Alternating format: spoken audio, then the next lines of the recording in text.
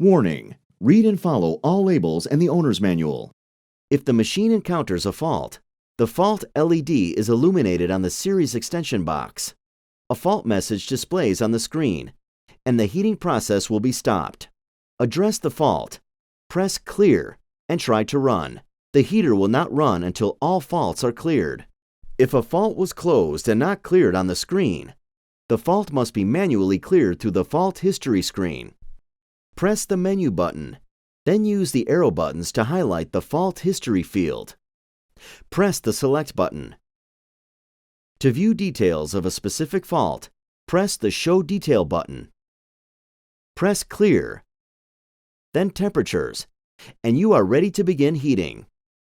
Press the Help button to get additional information on the fault and basic troubleshooting tips. Also, check the owner's manual for more information.